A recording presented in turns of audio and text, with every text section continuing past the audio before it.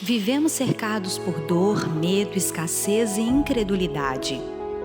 Mas não é isso que mais nos distancia de Deus. O maior problema não é a ausência de milagres. É não entender o que eles realmente significam. Jesus nunca realizou milagres para impressionar. Ele não agiu para criar espetáculo e nunca prometeu soluções fáceis. Cada milagre foi um confronto, uma invasão do céu na história humana. Milagres não são o fim da mensagem. São sinais do reino. Eles revelam quem Jesus é, expõem o coração humano e exigem uma resposta. O céu toca o caos, o céu toca o corpo ferido. O céu atravessa a multidão. O céu confronta a escassez. O céu entra na casa do luto. O céu enfrenta a incredulidade. Os milagres apontam para uma verdade maior. Jesus Cristo é o Senhor.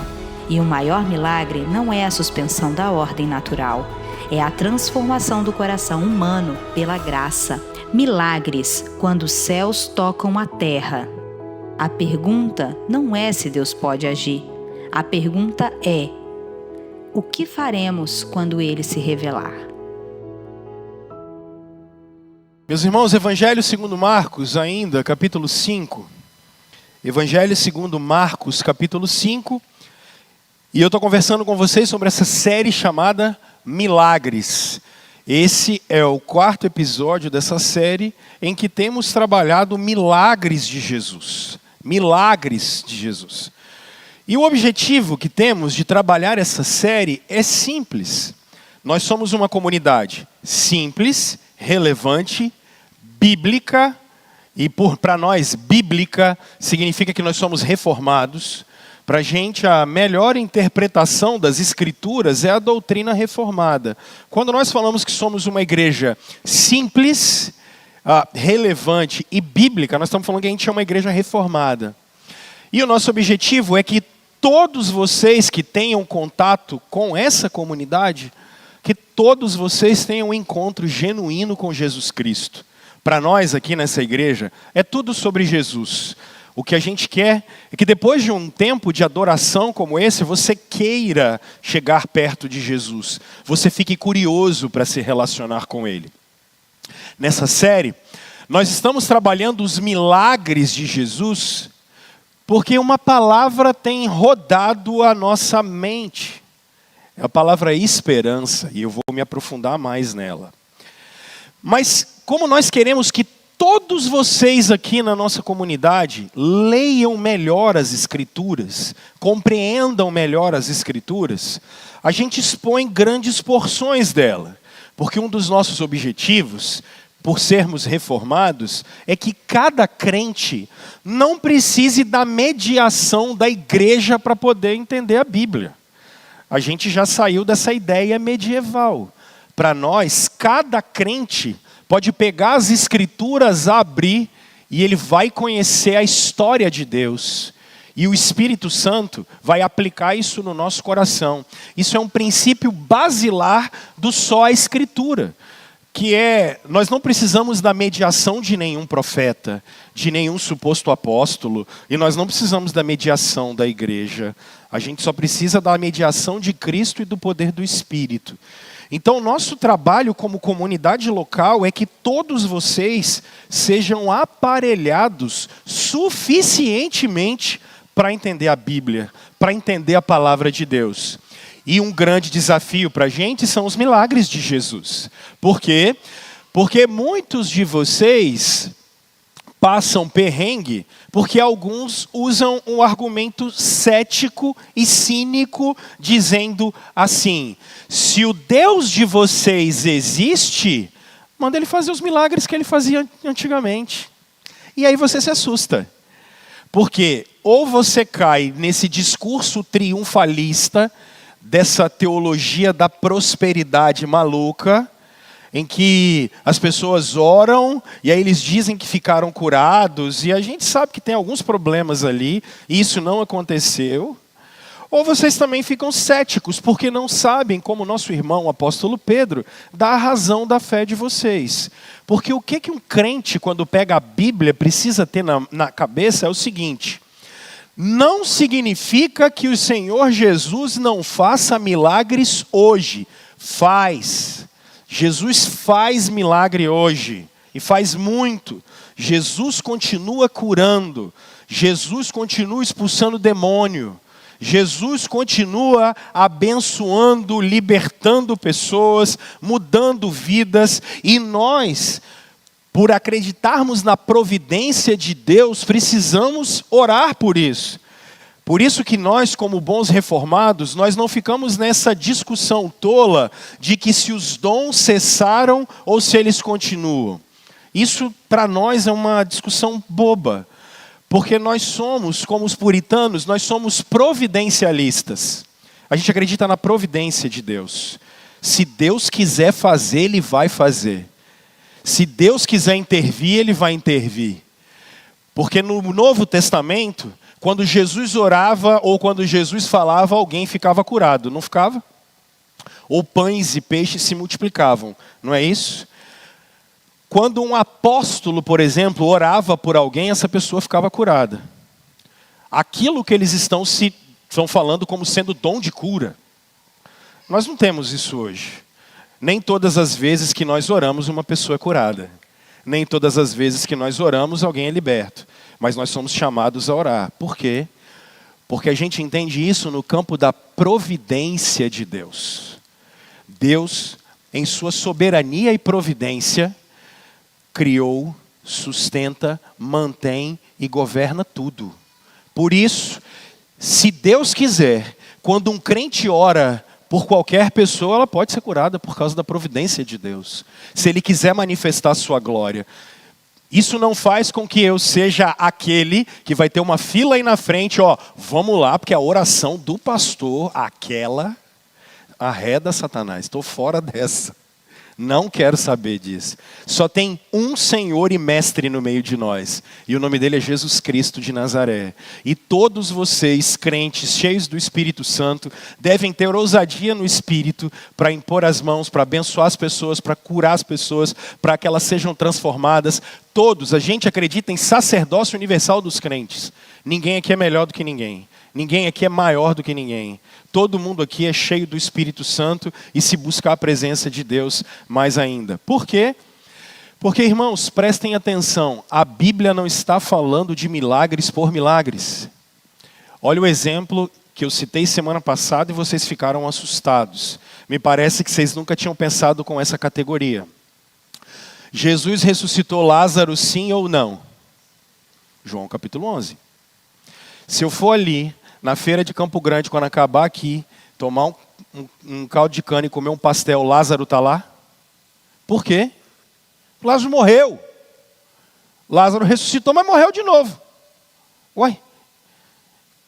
Percebe? Mas e a mulher do fluxo de sangue que a gente conversou semana passada? Ué, ela ficou doente de novo e morreu de novo, ué.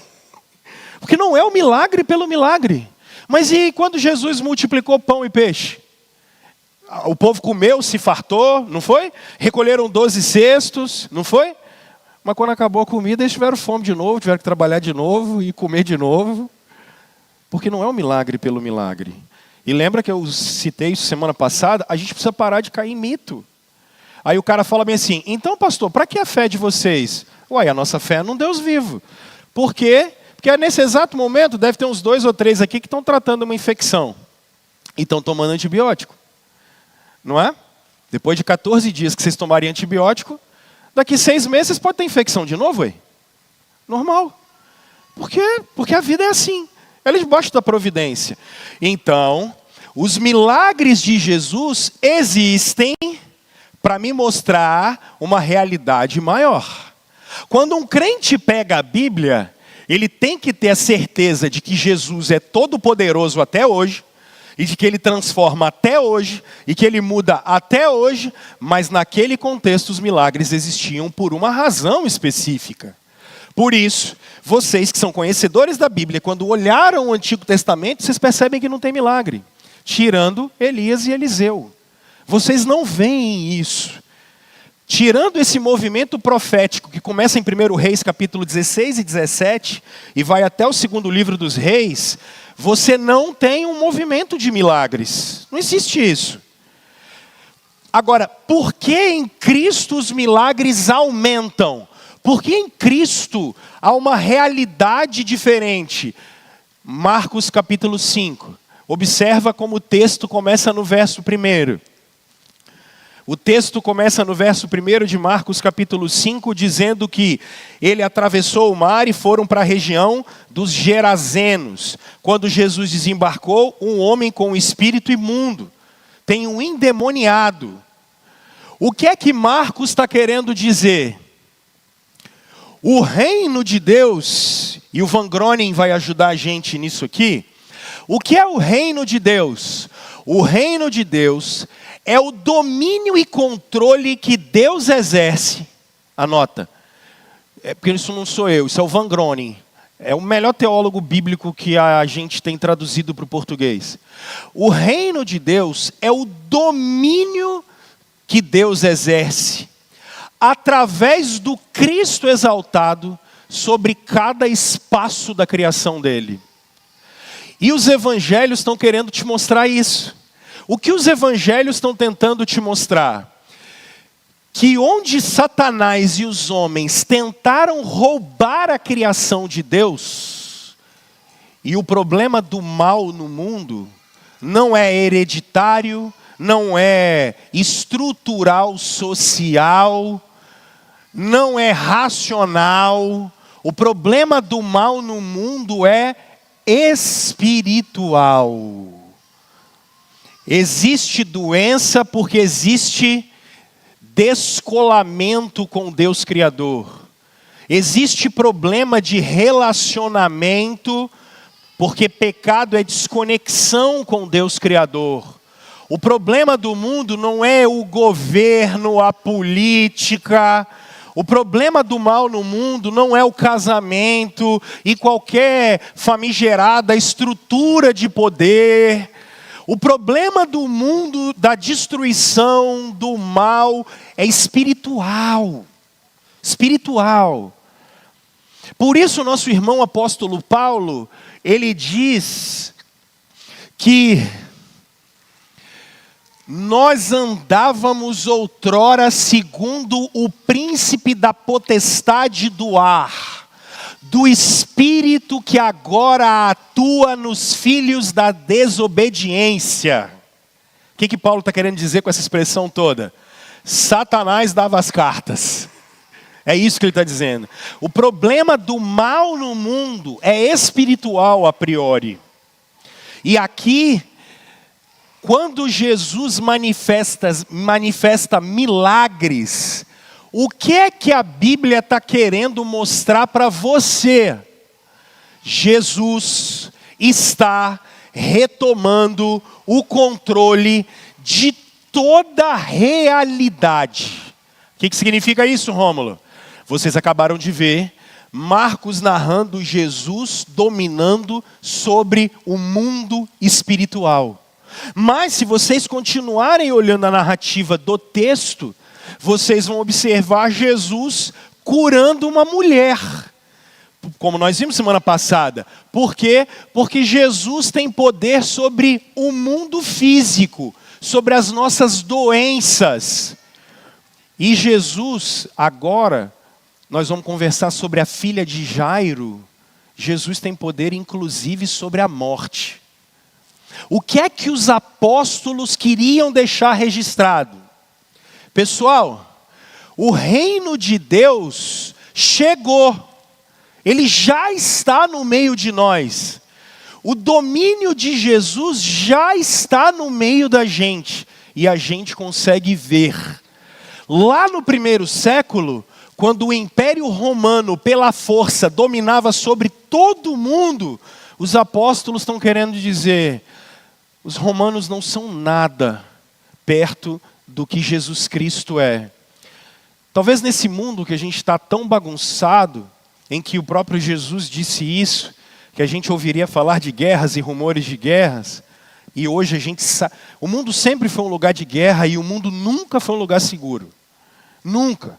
O mundo sempre esteve em guerra, só que agora vocês sabem de mais guerras, porque vocês têm na mão de vocês uma estação de televisão, que é o celular de vocês. Então hoje vocês estão sabendo de tudo quanto é guerra, que tem em tudo quanto é lugar.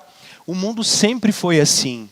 E aí, ao invés de vocês ficarem desesperados ou confiando em corrupto A, B, C ou D, a Bíblia está mandando vocês confiarem no único que tem domínio sobre demônios, sobre mundo material e inclusive, segundo o apóstolo Paulo em 1 Coríntios capítulo 15, sobre o último inimigo que estava sobre a gente. Quem era ele?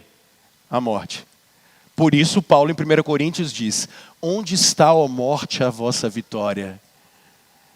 Tragada foi a morte. Isso é muito bonito. Nossa Deus. Quando você olhar milagre então na Bíblia, o que você está olhando? Jesus está olhando para você e dizendo: calma, você pode ter fé. Eu estou dominando sobre tudo. Pode confiar. Não precisa entrar em desespero. Então vamos agora, esse é o preâmbulo dessa série. Deixa eu conversar com vocês sobre a ressurreição da filha de Jairo. Marcos capítulo 5, verso 21.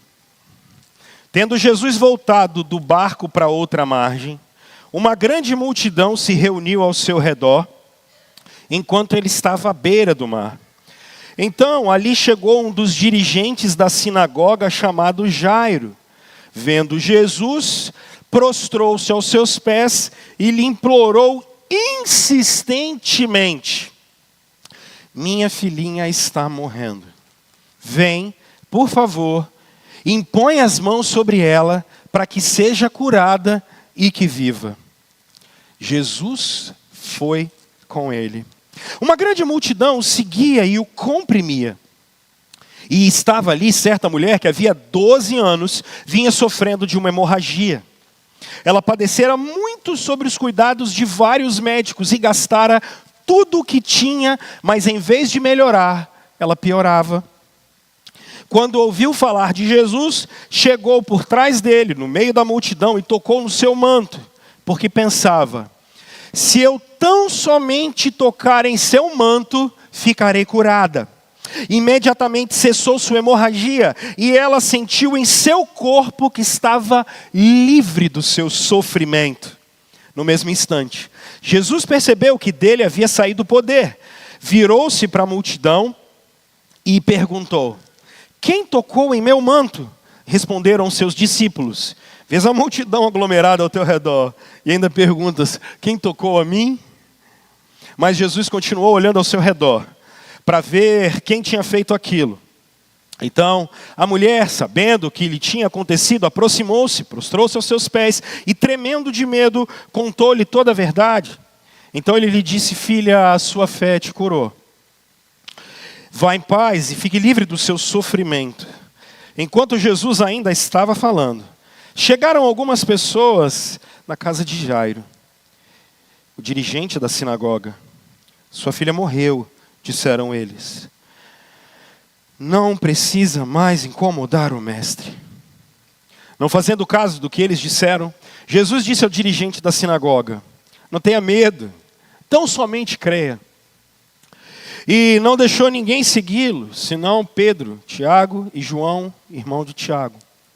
Quando chegaram à casa do dirigente da sinagoga, Jesus viu um alvoroço, com gente chorando e se lamentando em alta voz.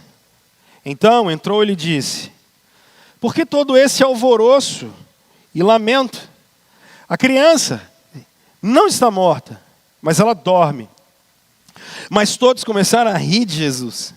Ele, porém, ordenou que eles saíssem, tomou consigo o pai e mãe da criança e os discípulos que estavam com ele e entrou onde se encontrava a criança.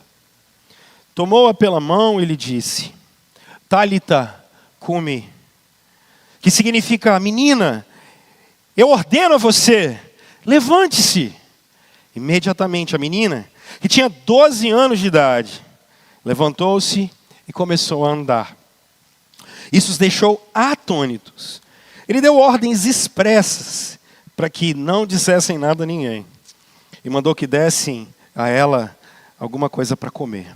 Pai, nós estamos diante de um texto que é inspirado pelo Senhor. O Senhor falou através de homens santos. E a gente não adora a Bíblia, mas a gente adora o Senhor Deus que se revelou por ela. Nós não somos adoradores de um livro, mas nós te agradecemos por ter deixado um livro para nos mostrar quem o Senhor é. E o Senhor falou que enquanto a gente tivesse com esse livro aberto, o Senhor estaria com a gente e o Senhor ministraria graça no meio do seu povo. Por favor, Senhor. A comunidade da aliança veio diante do Senhor hoje e precisa de esperança, graça, misericórdia e conhecer quem é mais o Salvador. Ajuda-nos, Deus. Ilumina o seu povo para que o seu povo saia daqui abençoado em nome de Jesus. Amém. Nós vivemos na geração, desde a Revolução Industrial, ainda no século XVIII e XIX, nós vivemos na geração que é chamada especialmente por um autor que o Arthur gosta muito, que é o Bobbs Goudsvaart. Difícil falar esse nome holandês, bicho, pelo amor de Deus. Ele chama a gente de geração do progresso. E o mito do progresso faz com que a gente tenha um problema interior. Qual é o problema interior que você e eu temos? Nós somos uma geração com pressa. O progresso fez com que a velocidade do mundo mudasse.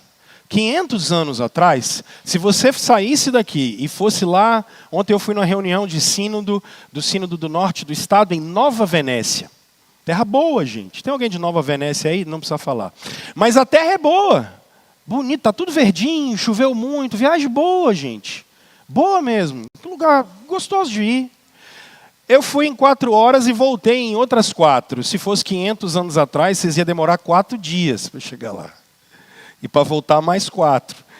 Eu fui, participei da reunião, que foram mais ou menos umas 4 ou 5 horas. E em um dia, saí daqui 4 da manhã, 6 horas da tarde, já estava de volta, tudo certo, beleza. Se fosse 500 anos atrás, eu ainda estaria indo. Talvez estivesse em Fundão ainda. Lembra, porque a serra demora 4 dias para acabar. Quando você vai daqui para lá, o município da Serra não acaba nunca. Misericórdia, mesmo com contorno. Mas qual é o problema disso? A velocidade tira de você paciência. Quer ver? Você manda mensagem para alguém, mas a pessoa está ocupada. E se ela é como eu, ela ainda tirou aquele negócio dos 2 pauzinhos para verificar. Como é que você fica quando você manda mensagem para alguém, os 2 pauzinhos não aparecem? Como é que você fica? Não responda. Mas o nosso problema é que com a velocidade muito rápida, você quer resposta rápida. E aí, o mundo interior da gente faz com que a gente funcione numa velocidade muito mais alta. Isso justifica o fato pelo qual nós somos uma geração muito mais ansiosa do que as passadas. Porque para a gente tudo é muito rápido, para a gente tudo é muito em abundância, então quando você tem algum tipo de escassez é muito ruim. Porque se te falta alguma coisa, você fica ansioso, preocupado, você fica com medo, inseguro, ok. Mas nem sempre os seres humanos foram assim. Eu estou falando isso porque isso é um diagnóstico da nossa geração. Às vezes, para que você entenda o seu mundo interior e quem está à sua volta, é importante você fazer uma análise do seu tempo. Uma geração que é rápida, que corre muito e que tem recursos abundantes. E o que eu quero dizer com recursos abundantes é, talvez aqui no nosso meio, você agora precise de um arroz para comer daqui a pouco. 500 anos atrás, esse arroz tinha que estar na despensa, que ele ficava lá 6 meses, 1 ano, guardado. Agora não, você compra um cepé de 2 quilos, não é assim? Quando ele acaba, você fala assim, acabou. Aí você liga e fala, ô fulano, traz o arroz para mim. Isso é novo na humanidade. Isso tem 100 anos para cá. Só que isso gera um impacto na gente. Qual é o impacto? Pressa e muita ansiedade. Nosso mundo interior, ele quer que a gente está acelerado o tempo todo. Qual é o problema? O problema é que tanto psicologicamente quanto espiritualmente, a sua compreensão e compleição física, psicológica, emocional e espiritual não funciona a 180 por hora. Não adianta. Quer ver o seguinte? Nós não somos apressados? Você teve uma briga com seu marido. Quanto tempo demora para que vocês fiquem bem de novo? Eu não estou falando daqueles pecadores que falam, não falo mais com você. Tem gente que briga e só depois de 30 dias quer conversar com o marido. Se arrependa dos seus pecados, cara. Isso é pecado. Mas demora um pouquinho. Por quê? Porque até você absorver o golpe, até você pensar, não é igual a mensagem de Instagram. Isso demora um pouquinho. Demora para a mente processar, para o coração processar, para o mundo interior processar. Não adianta. A gente fala assim, não, daqui a pouco está tudo bem. Mas não é. O coração não funciona na mesma voltagem de um trem-bala, ué. Os processos interiores, eles precisam de calma. E não adianta a gente achar que resolver problema do coração é a mesma coisa que você ir lá e falar bem assim, vou comprar 2 quilos de arroz cepé. Não tem como, não é assim. E isso gera uma frustração geral na gente. Eu estou falando isso porque uma geração acelerada como a nossa, impaciente e também depressiva, ela não consegue esperar. A gente tem uma dificuldade muito grande em esperar. E esse é um outro problema, porque a gente não tem só dificuldade de esperar, porque quando a gente espera, automaticamente a gente perde a esperança. Esperança não é um sentimento simples.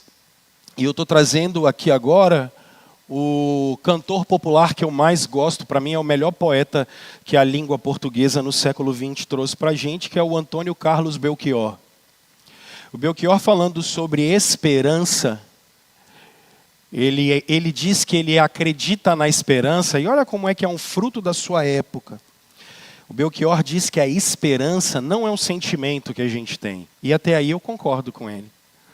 Mas ele diz que, olha só que coisa curiosa, esperança é algo que a gente faz na vida no cotidiano. Olha que coisa curiosa. O que ele está querendo dizer? A esperança está na sua mão no cotidiano. O que é esperança, então, na perspectiva dele? Ele diz, a esperança vem do latim esper, que significa alongar as fronteiras. Ele dizia, você precisa trabalhar diariamente para ter esperança. Parece bonito. E a pedagogia do Paulo Freire vai falar a mesma coisa quando ela diz assim, esperança não é um sentimento. E ele ainda criou um neologismo chamado esperançar. Ele dizia, o que é esperançar? Você trabalha cotidianamente para ter um mundo melhor no seu dia a dia. Eles estão errados? Não, verdade. Ou seja, amanhã de manhã vocês vão acordar, vocês vão fazer coisas diferentes. Por quê? Porque vocês esperam um mundo melhor. Vocês esperam ter uma casa melhor, vocês esperam ter um casamento melhor, uma vida melhor. Eles não estão errados. Agora, qual é o problema deles? O problema é, e quando todos os recursos acabam e você não tem mais o que fazer? E agora, José? Não dá mais para esperançar quando você não tem mais recurso. Não dá mais para tentar fazer qualquer coisa se você não tem recurso. Acabou. Você ouve um laudo do médico dizendo, olha, não tem mais o que fazer.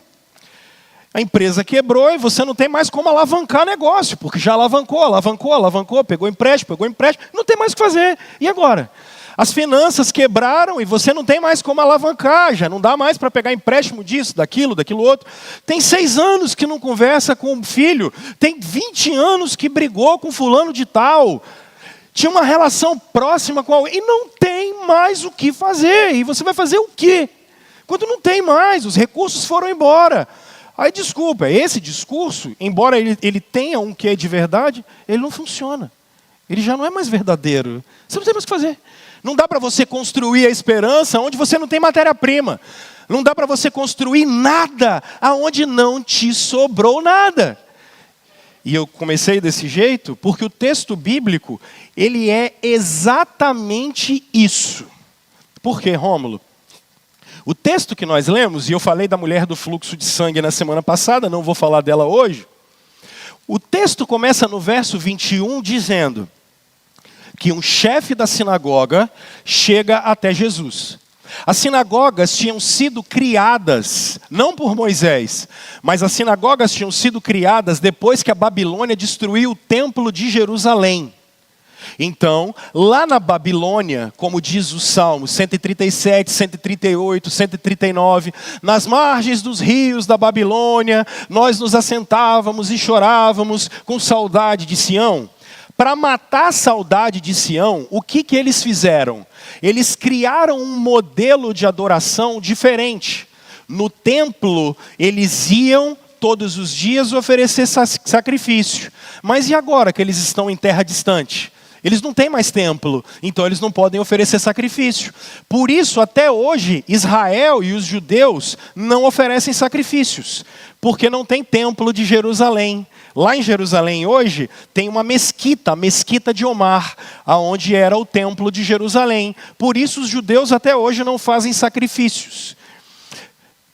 Para suprir essa necessidade, o que eles fizeram? Eles criaram um negócio chamado sinagoga. E o que eles faziam? Reuniam-se no dia do Senhor e nesse dia alguém lia os textos bíblicos e interpretava para eles. Ali eles cantavam salmos e viviam. No tempo de Jesus, 500 anos depois, ainda que por causa de Ezequiel, o templo havia sido reconstruído, eles não abandonaram o modelo das sinagogas. Pelo contrário, aonde tinha um judeu, tinha sinagoga. Por isso que quando você vai fazer turismo aí no Brasil, você pode visitar sinagogas. Isso aconteceu nesse contexto. Dito isso, esses homens eram detentores de poder e de recursos. Mas o que chama a atenção é essa expressão de que ele vai até Jesus. Vocês perceberam que a partir do verso 22, ele se ajoelha? Ele vai e se ajoelha diante de Jesus. A expressão se ajoelha aqui é a expressão ele adora Jesus. Isso é assustador. Porque um chefe da sinagoga, um conhecedor da lei, é mais ou menos assim, gente. Jesus está vindo com a multidão, e essa expressão mesmo. O que é que o Jairo faz? Eu vi isso aqui umas semanas atrás. Ele coloca a cabeça dele no chão. Aí, Jesus está lá, né? Ele está com a cabeça no chão, e ele diz assim: Senhor, a minha filha está muito doente. Você pode vir comigo e restaurar ela? Essa é a cena que vocês acabaram de ver. Ela é incrível. Um chefe na sinagoga se humilhando desse jeito para um galileu, tem alguma coisa diferente aqui nesse negócio. O chefe da sinagoga fazer o que eu fiz aqui agora, na frente de uma multidão inteira, esse cara quebrou completamente o paradigma. Ele adora Jesus, ele está reconhecendo que Jesus tem poder. E aí, é o que vem para mim mais grandioso nesse negócio. Por que Jairo faz o que faz? Porque não adianta querer esperançar quando você já fez de tudo e não tem mais recurso. Não adianta querer fazer qualquer coisa quando você não tem mais para onde ir. E no final das contas, quando o dinheiro não resolve, quando a influência não resolve, quando o poder não resolve, quando a medicina não resolve, quando a tecnologia não resolve, o que é que a gente faz? Aí não adianta vir com o discurso do progresso dizendo, faça o melhor que você puder. Não adianta vir com essa ideia pragmática e falar assim, seja a melhor versão de você mesmo. Não tem mais nada, acabou tudo. Ele diz, eu usei tudo e ninguém consegue resolver o problema da minha filhinha. E o texto bíblico diz que ela tem 12 anos de idade. Uma criança, 12 anos de idade. Agora, olha a cena. Um homem poderoso, ajoelhado, na frente de Jesus. Se fosse você, o que você falaria para o Jairo, sabendo como eram os fariseus? Os fariseus eram terríveis, eles eram legalistas. Jesus disse que eles não entravam no reino e não deixava ninguém entrar. Sabe o que você e eu faríamos? Se vira. Vocês não maltrataram o povo todo? Sabe o que Cariaciquense fala?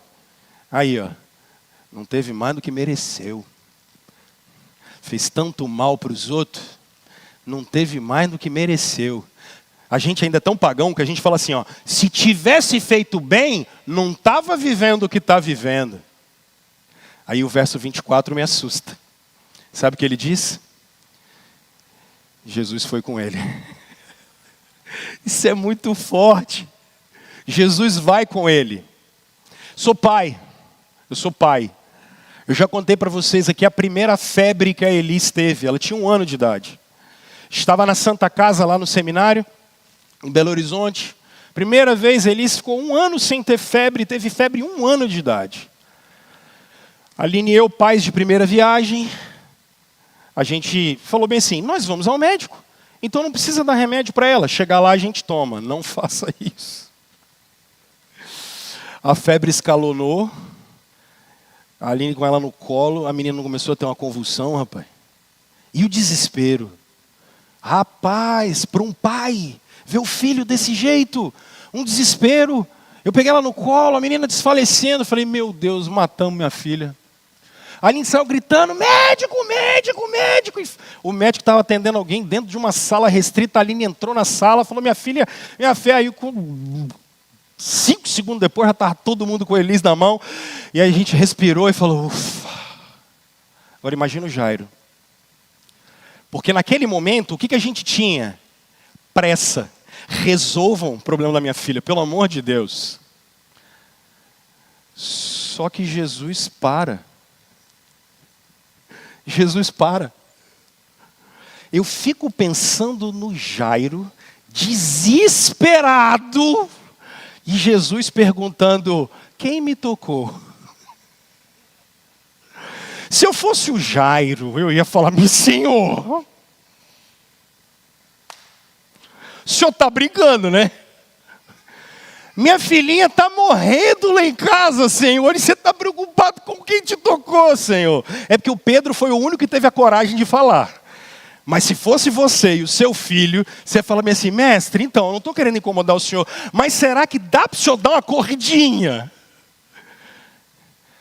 Aí nesse ano a gente não sabe quanto tempo ele durou conversando com a moça.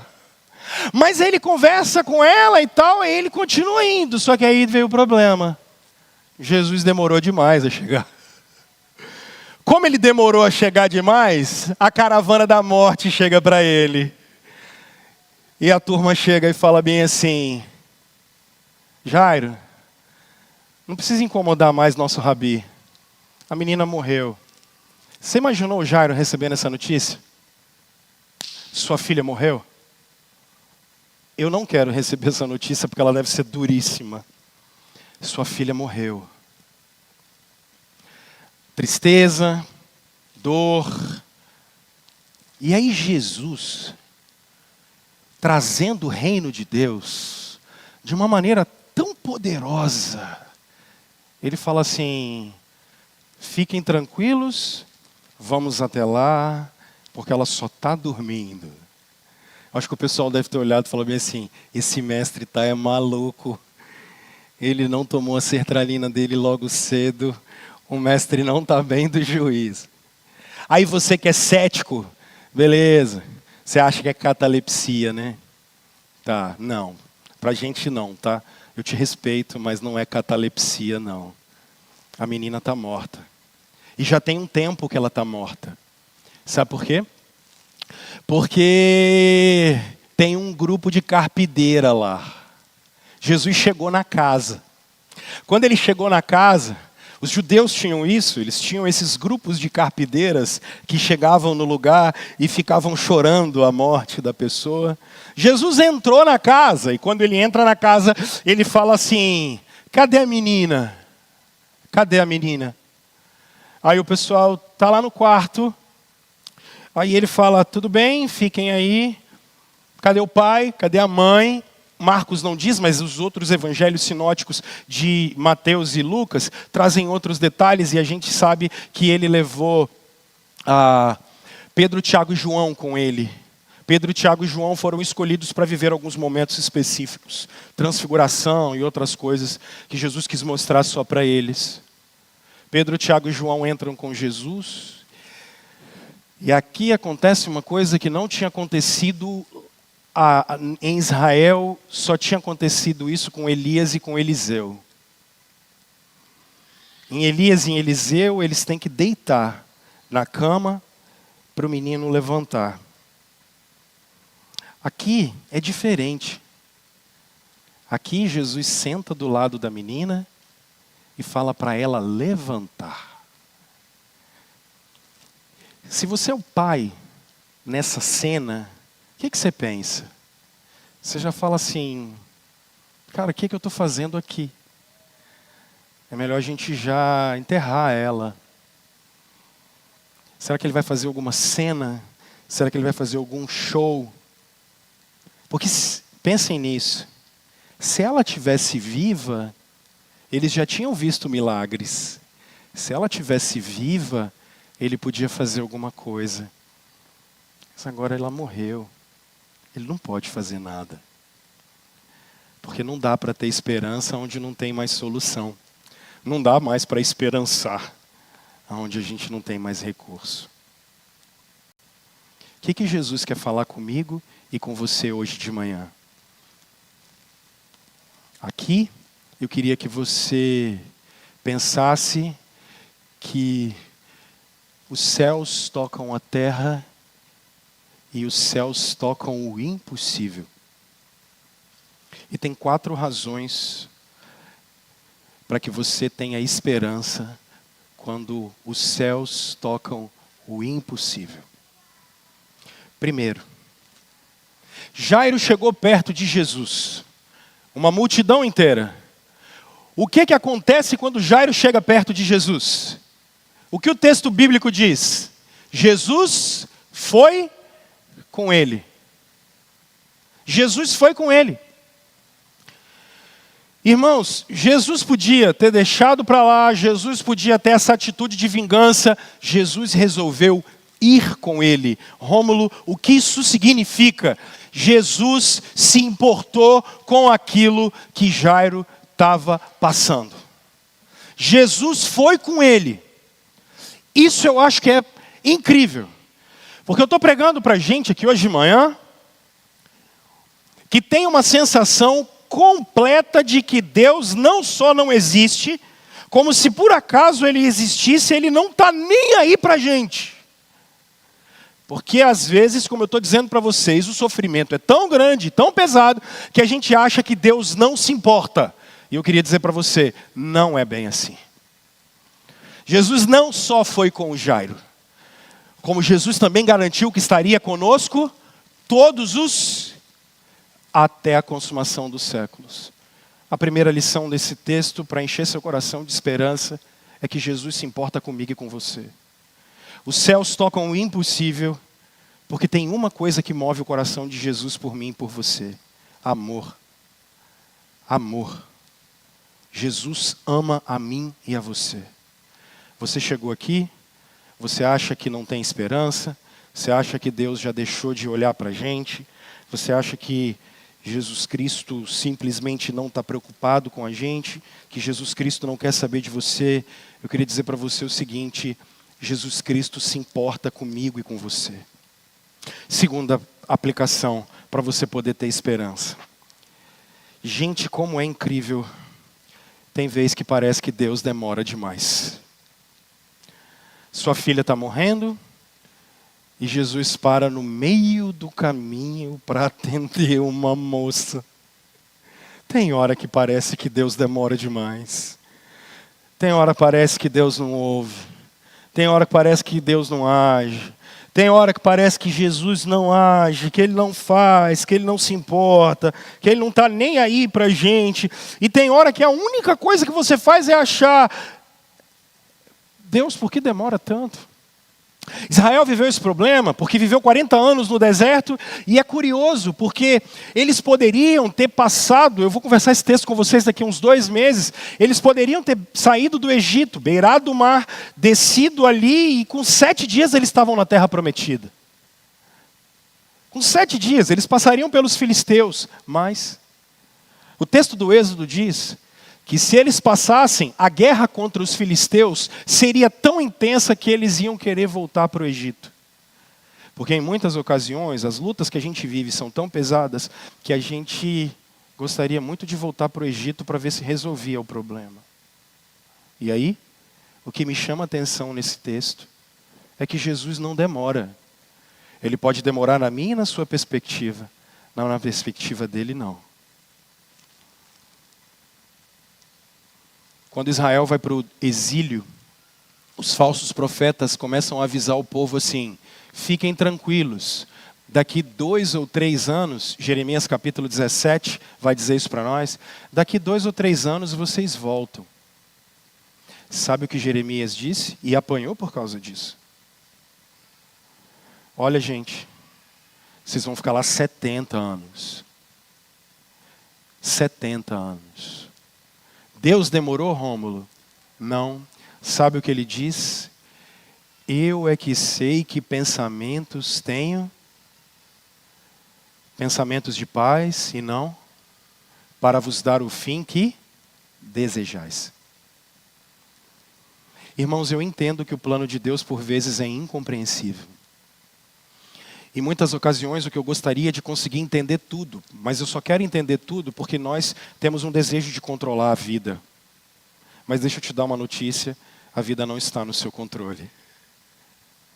A sua história não é construída por você, nem por mim, mas por quem me amou e me criou.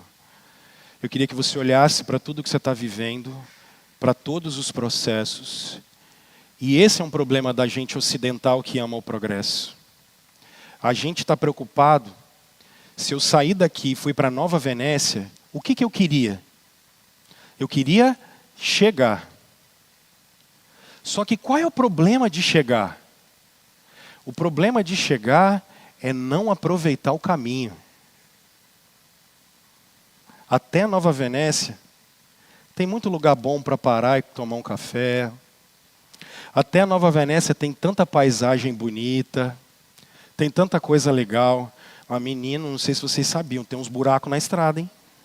Rapaz, choveu então.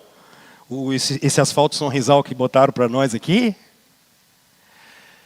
Sabe o que eu estou querendo dizer para você? Deus não demora, você que não aproveita a jornada. Você só está preocupado com o final. E está esquecendo de aproveitar a jornada. Aproveita um pouquinho da jornada. Pastor Rômulo, dói, eu sei que dói em mim também, porque tem buraco na estrada, e dói. Mas no meio do buraco, e no meio da estrada longa e difícil, tem graça. Dá para ver e provar que o Senhor é bom. Ele ama e Ele não demora. Ele quer que a gente aproveite Ele na jornada. Não esquece isso não. Jesus não está demorando, você não está no lugar errado, você não está na situação errada. Irmão, aproveita a jornada. Agora, quando eu estou falando de aproveitar a jornada, é porque você está achando que a jornada é uma jornada de prazer. É o mundo do progresso. Não é uma jornada de prazer, é uma jornada de discipulado. Deus não demora, Ele está formando Cristo em você. Efésios 1 e 2. Aproveita a jornada, Deus não está demorando, Ele já demorou, não mostrou que se importa comigo, Ele se importa com você, Ele não está demorando. Os céus tocam a terra, que é para você ter a realidade transformada, mas Ele não vai transformar no final da jornada. No final da jornada, quando Cristo nos buscar, Ele vai transformar de vez meu corpo, seu corpo, minha alma, tua alma, esse mundo maluco inteiro. Mas enquanto a gente caminha, nosso Pai dá gota de graça para a gente. Deus não demora, Jairo. Por quê? Porque aqui vem a terceira aplicação. A gente foge da morte. Jesus vai ao encontro dela. Ele não só se importa, mas naquilo que a gente não tem recurso, Jesus vai de encontro. Eu tenho medo, você tem medo, o mundo tem medo, Jesus não. Jesus vai de encontro. A gente foge, a gente evita problema, a gente evita discussão, a gente evita situação, a gente evita dor, e está tudo bem. Agora, Jesus não. Quando todo mundo olha e diz assim, não incomoda mais o mestre, porque o mestre não tem mais o que fazer. Eu acho que Jesus deve ter olhado e falado, será que eles não entenderam ainda? Você olhou para o casamento e disse que não tem solução. Você olhou para o filho e disse que não tem solução. Você disse que a sua saúde não tem mais solução. Você disse que o mundo não tem mais solução. Deixa eu dizer para você em nome de Jesus, enquanto a gente está preocupado com isso tudo, Jesus Cristo está indo de encontro a isso tudo. E Ele não está preocupado com o que Ele vai encontrar. Então, por favor, redobre a sua força e a sua fé. Porque eu quero terminar. Cadê os meninos para virem aqui à frente? Esse texto é muito incrível. Eu queria que você, por favor, olhe para mim. O quarto está lá. E a menina está deitada. A gente não sabe do que ela morreu. Ela está deitada. E ela está morta. Fecha-se o quarto. Jesus entra. Pedro, Tiago e João talvez ficam perto da janela para deixarem entre a menina morta, Jesus sentado na cama ao lado dela. E é algo, tem uma mesa aqui, mas não sei, talvez algo assim. Pedro, Tiago e João estão ali. Os pais da menina estão aqui. Eu não quero nunca viver a experiência que eles estão vivendo. E a menina está deitada aqui, ó. Jesus olha para ela, e o que ele diz? O que Jesus diz? Licença, o pessoal que tão bem arrumou aqui, mas para todo mundo, por favor, conseguir me ver. A menina está aqui, os pais estão ali, sem esperança. Pedro, Tiago e João olhando e falando, que doideira é essa? O que Jesus fala para ela? O que está escrito aí? Menina, sabe o que Jesus diz para ela em hebraico? Eu queria que você ouvisse isso aí para você hoje. Ele olhou para ela e falou bem assim, meu amorzinho, levanta.